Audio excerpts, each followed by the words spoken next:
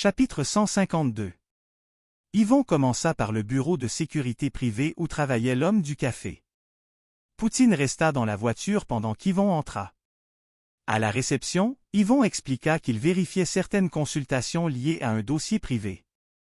La femme confirma que chaque accès laissait une trace avec l'heure, le compte utilisé et la raison déclarée. Chaque consultation devait pouvoir être reliée à un contrat ou à une intervention documentée. Dans la voiture, Yvon compara les dates reçues du narrateur avec les contrats connus de l'entreprise. 2 consultations correspondaient à des dossiers réels. 3 autres ne correspondaient à rien. Une concernait un véhicule relié à un ancien relais de ligne noire. Une autre touchait une adresse où Yvon avait rencontré quelqu'un plusieurs semaines auparavant. La 3e concernait directement Yvon Tremblay. Cette fois, il ne s'agissait plus d'une impression. Quelqu'un avait utilisé un accès professionnel pour chercher des renseignements sans lien avec son travail. Le téléphone sonna. Yvon expliqua ce qu'il avait trouvé. La voix lui demanda si les faits pouvaient tenir sans elle. Yvon répondit que oui. Les traces existaient dans le système de l'employeur et pouvaient être comparées aux contrats actifs.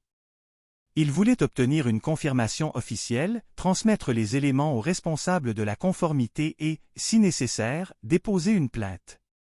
Le narrateur trouva la procédure lente.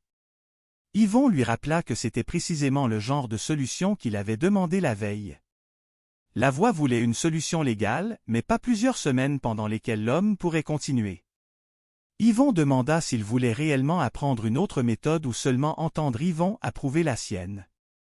Le narrateur voulait surtout empêcher un homme qui avait déjà franchi une limite d'aller plus loin.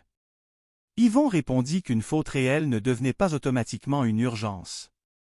Maintenant qu'ils avaient des faits, il fallait les utiliser correctement. Leur pire choix serait de montrer immédiatement tout ce qu'ils savaient. Le narrateur admit que ce point avait du mérite.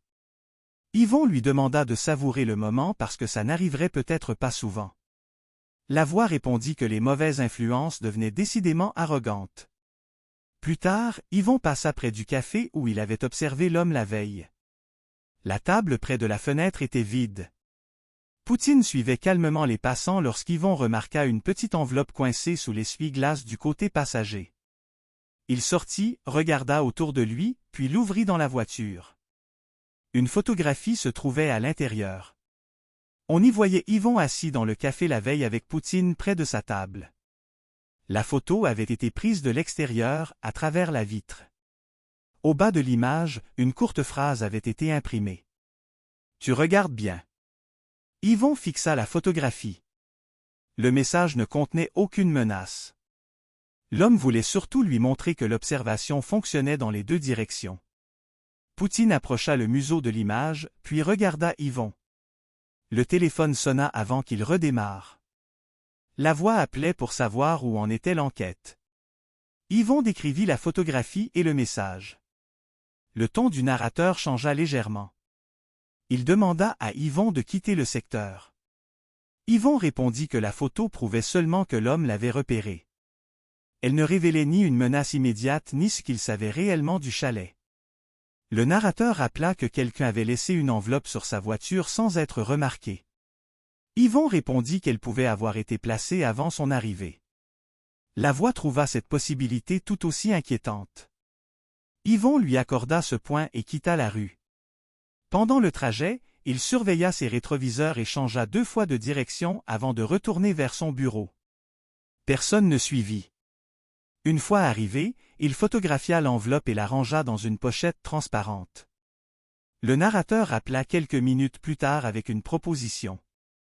Il voulait faire suspendre discrètement certains accès de l'homme avant même qu'une plainte officielle soit déposée. Un message anonyme bien placé pourrait déclencher une vérification interne.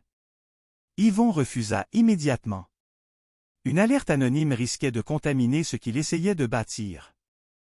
Si l'employeur découvrait une manipulation extérieure, l'homme pourrait se présenter comme une cible plutôt que comme quelqu'un qui avait abusé de ses accès. Yvon rappela qu'il voulait une conséquence qui puisse tenir debout. Le narrateur répondit qu'une procédure parfaite ne servirait pas à grand-chose si quelqu'un était mis en danger entre-temps. Yvon sentit revenir la vieille mécanique. Le narrateur voyait une faille, imaginait immédiatement ce qu'elle pouvait provoquer et voulait refermer la porte avant que quelqu'un d'autre découvre qu'elle existait. Cette logique avait produit des résultats rapides pendant des mois, mais elle avait aussi laissé un seul homme prendre beaucoup trop de décisions. Yvon demanda pourquoi le narrateur l'avait placé sur ce dossier.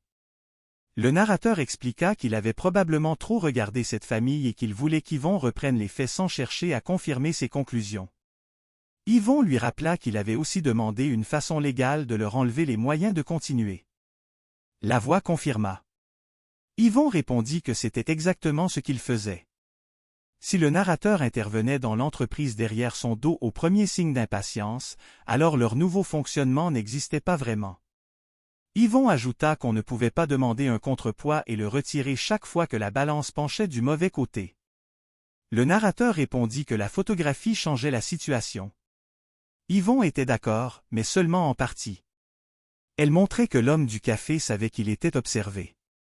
Elle ne prouvait pas qu'il connaissait l'identité du narrateur ni qu'il voulait s'en prendre à Yvon ou à Poutine. Pour le moment, ils avaient un abus d'accès documentable et un geste destiné à montrer que l'homme n'était pas naïf. C'était suffisant pour poursuivre l'enquête, mais pas pour inventer le reste. Le narrateur demanda combien de temps Yvon voulait. Yvon demanda 48 heures pour obtenir les confirmations nécessaires et préparer les démarches. La voix trouva encore le délai trop long.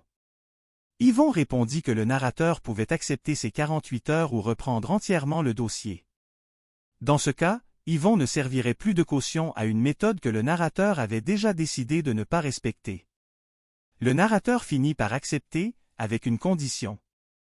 Si l'homme approchait directement Yvon, Poutine ou quelqu'un lié au dossier, les circonstances auraient changé et il réévaluerait la situation. Yvon accepta cette condition. Avant de raccrocher, la voix lui demanda s'il croyait réellement que l'homme avait seulement voulu montrer qu'il l'avait repéré. Yvon regarda l'enveloppe sur son bureau et répondit qu'il n'en savait rien. Il entendit presque une satisfaction dans la voix du narrateur, qui lui répondit que c'était probablement la meilleure réponse possible. Lorsque l'appel prit fin, Yvon resta devant la photographie. La veille, il cherchait à comprendre pourquoi cet homme observait ligne noire. Maintenant, il devait aussi comprendre pourquoi il tenait autant à montrer qu'il observait Yvon en retour. Poutine vint près du bureau et Yvon posa une main sur son dos. Le premier dossier du nouveau livre venait de produire une certitude. L'homme du café avait réellement franchi une limite, mais cette certitude s'arrêtait là. Yvon avait 48 heures pour établir le reste sans laisser le narrateur transformer un risque possible en conclusion certaine. Et quelque part dans la ville, quelqu'un savait maintenant que Yvon Tremblay avait commencé à regarder de plus près.